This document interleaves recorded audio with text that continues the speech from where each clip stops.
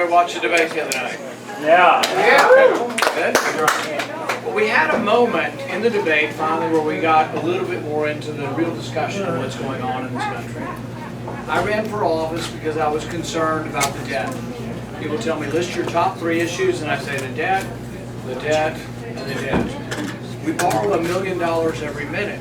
But I actually ran for office because I came out of this Tea Party movement, and the Tea Party movement was actually upset the Republicans were increasing the debt. So when we were in charge from 2000 to 2008, we doubled the debt. We went from 5 trillion to 10 trillion. Now under this president, we're going to go from 10 trillion to 20 trillion.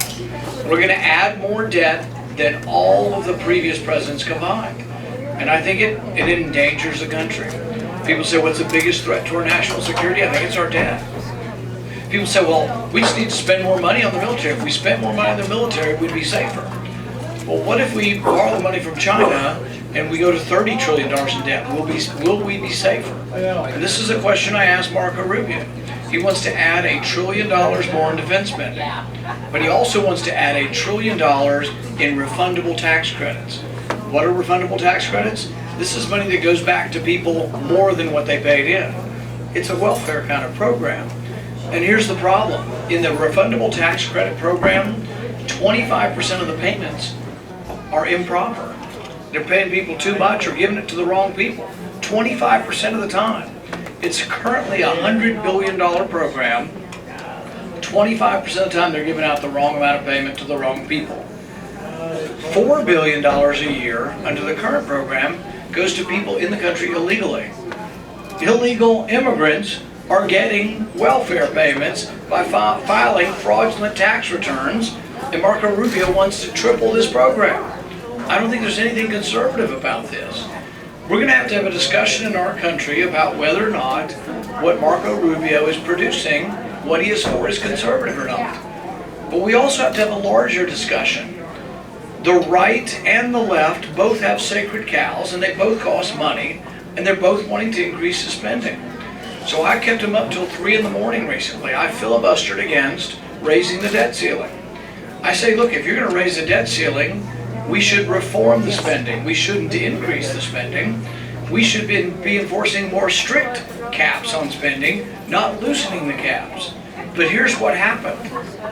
This is the dirty little secret of Washington, and it's why our country's going bankrupt. The right wants more money for the military in an unlimited fashion.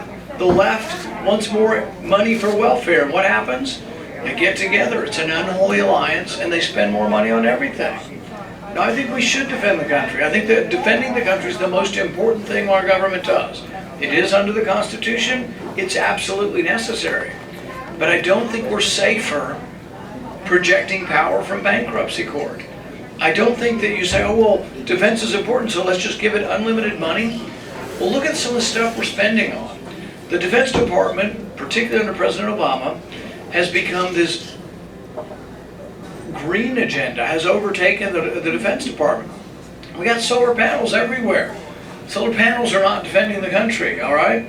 We built a gas station in Afghanistan for $43 million. $43 million for a gas station. Somebody ought to go to jail for that. You know what kind of gas station it was? A natural gas station. Do you know how many cars there are in Afghanistan that have natural gas? 0. So they got a gas station they can't fill up with. It cost 80 times what it should have cost. The estimated cost was $500,000, and we spent $43 million on it. So when Marco says we got to increase it by $1 trillion, I'm saying no, you got to hold the line. Do you think they'll be more efficient? There'll be less waste if you increase the budget by $1 trillion? No, the waste will get worse. If I tell you that, you know, you're in charge of a $12 million budget and there's $1 million worth of waste, should I increase your budget to $24 billion or $24 million and say there's going to be less waste? No, you hold the line and you say you're going to have to make do with what you have. And people say, well, we don't have enough money spent on the military. It's just not true. Military spending has increased by 50% since 9/11. We spend more than the next 10 countries combined. Add Russia, China, and the next 8 countries combined, and we spend more than all of that. I do want a strong national defense. I do think we actually do have the strongest defense in the world right now. We have the strongest and most capable soldiers and technology, and I want to keep it that way. But I don't want to spend us into oblivion. So the real debate we have is over who is a fiscal conservative. If you think you're a fiscal conservative, can you be a fiscal conservative if you're liberal with military spending? People have not thought about it this way.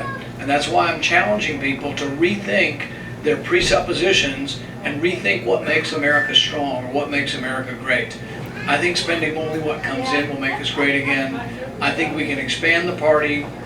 I think the engine of capitalism is one incredible engine, and that's how we won the Cold War. It's because the engine of capitalism defeated the engine of socialism.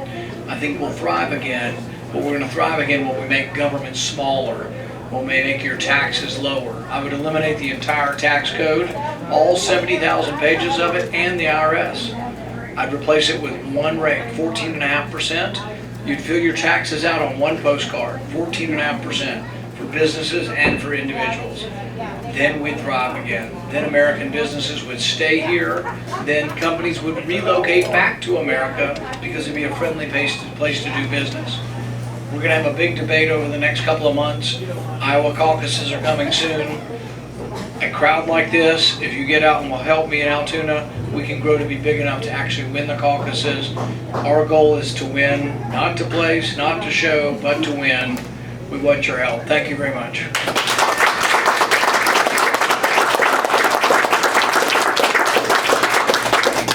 And I'll be happy to take a couple questions. Yes?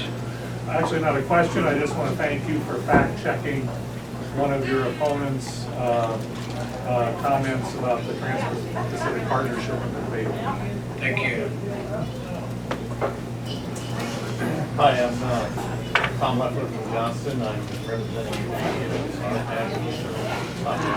Political Action Committee. Very interested in what about military spending. The Obama administration proposes $1 trillion to modernize the nuclear arsenal that we have. Do you challenge that as a good idea? Many people feel like nuclear arms are on the way out, that in fact we're trying to reduce them in the world and not increase them. Spending $1 trillion, as you point out, on that outright method may be questionable. You know, I've supported the strategic reduction in nuclear arms, but I don't think elimination is a possibility at this point, because I think we have to be concerned with rogue nations that might well develop nuclear weapons. So I think you can have smaller amounts, which should be less expensive, but you do need to keep them modernized. The exact dollar amount, I don't think we need to add $1 trillion to any expenditure. It needs to come from within the expenditures that we have.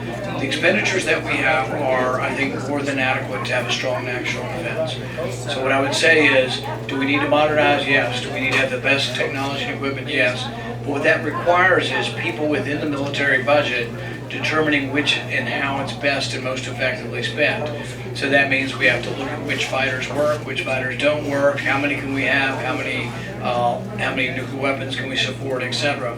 And it's a complicated dance of all of these things together, but the goal should be not to bankrupt the country, to defend the country, and not to have 10,000 times the ability to blow up the whole world.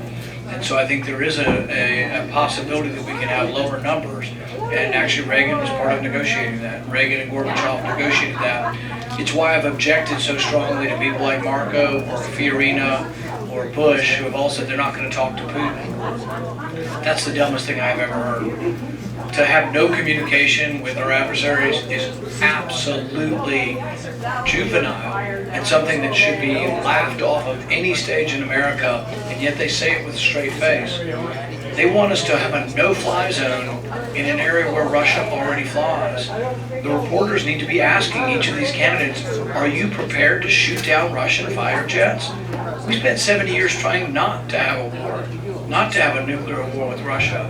People who are saying this, we need to, I think, consider something a little bit different, somebody with maybe some wisdom, some cautious, some lack of recklessness with regard to war. That's my biggest problem with most of them on the stage. But if you think it's any better on the other side of the aisle, I don't think Hillary Clinton's any better.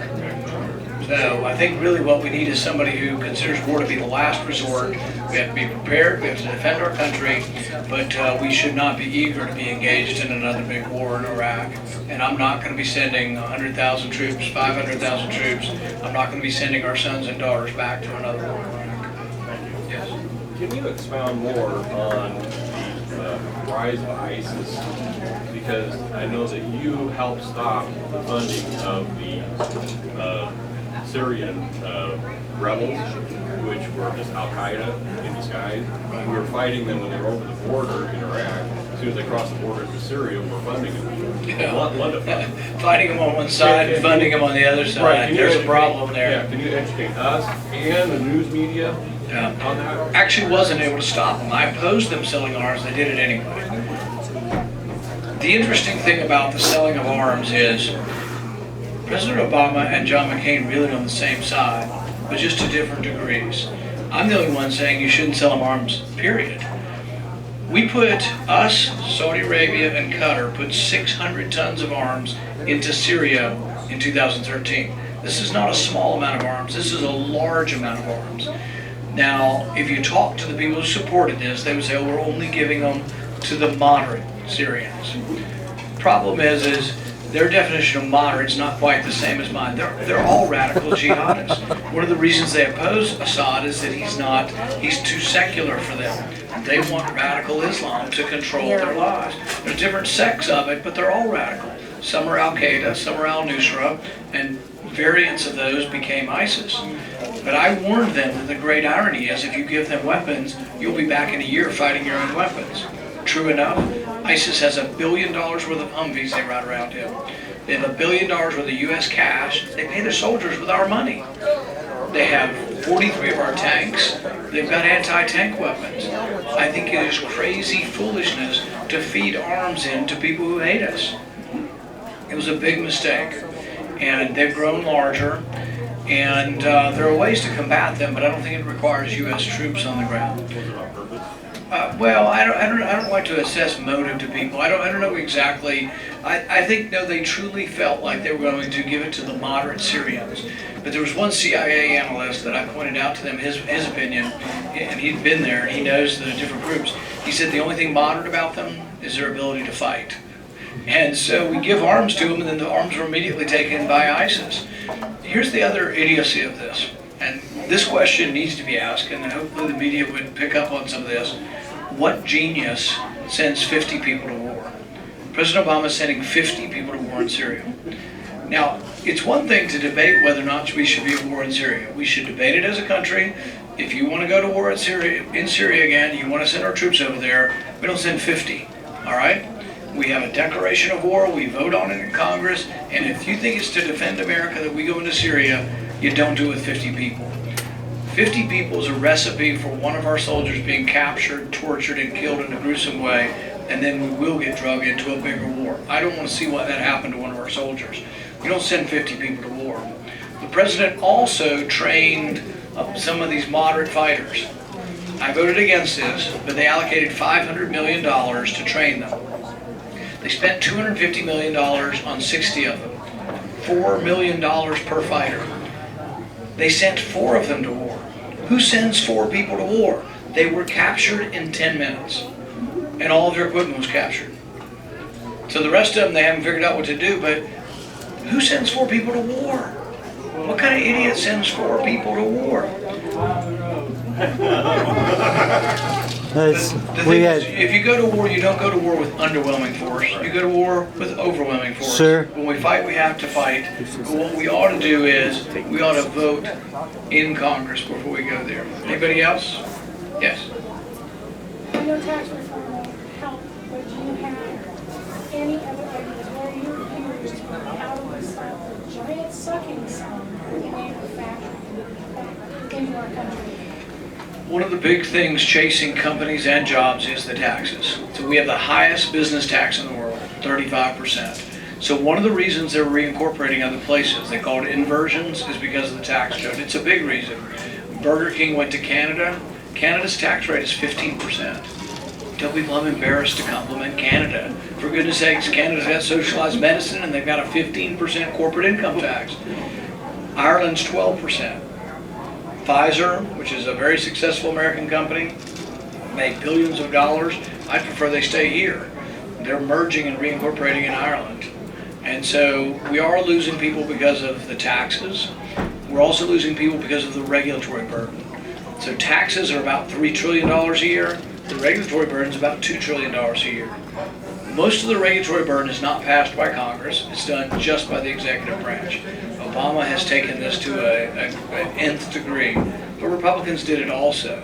If I were president on day one, I'd repeal all of those regulations that I could do through executive order. And Senator, one more question. Yeah. All right, here. Go ahead. Senator Rand, Senator Paul, excuse me, that I'm a veteran and we got in Vietnam by sending a few people over. I understand what you're talking about, the 50. We started with few and then it's almost like they baited us and we were drawn in there. We've been fighting leftover wars since World War II. We need to get out of that mode. We are a Christian nation. We need to approach the world from that basis that we're here. If you need something from us, like would you like to trade with us? American flag is a neutral flag. You want to trade with us? We will trade with you. We need to get out of the war business. If you want to stay out of war, you got one choice on the Republican side, and really on either side of it. If you want to go back to war in the Middle East, you'll always have a Bush or a Clinton. Want to go back to war? Yeah, I just came from the. I just came. I'm not going to send us back to war. I just came from the VA hospital. Want to go back to war? That's what I mean. What I'm telling you is you have a choice, and I'm the one that's not going to take us back to war in the Middle East. One more quick one, then we'll go. Hey, Senator Paul, I'm a young American Jew, and I know it's requisite for politicians to buzz their chests and say, never say anything critical of Israel. But many of us American Jews, a growing number, are getting more and more sick of the policies that Netanyahu pursues in relationship to Palestinians, and are more and more tired of the ongoing growth of settlements in the West Bank. And are concerned about the occupation of the Palestinian territories. Under the last two presidents, Bush and Obama, both have been trying to curtail the growth of settlements. I'm wondering if you would continue to attempt to curtail the growth of settlements and to end the occupation of the Palestinian territories of Israel. I think there has to be something said for each country having sovereignty over their territory and deciding, what happens. I don't necessarily think it's our job. In fact, I think it's presumptuous of us to tell either side what to do. Ultimately, peace over there is going to come between an agreement between Israel and Palestine and the West Bank. I think that agreement comes when people are finally tired of all the killing and the carnage. But I don't know that we can enforce that peace.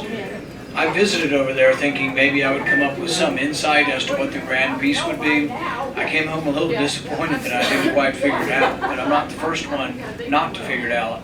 I think part of the answer is going to be incrementalism. I do think that Israel holds most of the power and holds most of the cards. The suggestions I had when I was there is improving trade between Gaza and the West Bank, maybe allowing more autonomy over the tariff situation. Now the tariffs are dispensed by the Israeli government. And then ultimately, but I don't think this is coming soon, that allowing more openness to Gaza. But you can also understand the other point of view, from Israel's point of view. They're not real happy about arms and missiles going into a port in Gaza and then being aimed and fired into Israel. So I don't think there's an easy solution, but I'm not so eager to tell everybody where they can live and where they can't live, where they can sell homes, buy homes, who controls Jerusalem and all that. I think that has to come really from the people who live there. And I think it's presumptuous of us to think that we are going to dictate what the peace is. But I certainly would like to see a peaceful outcome. Thanks, everybody.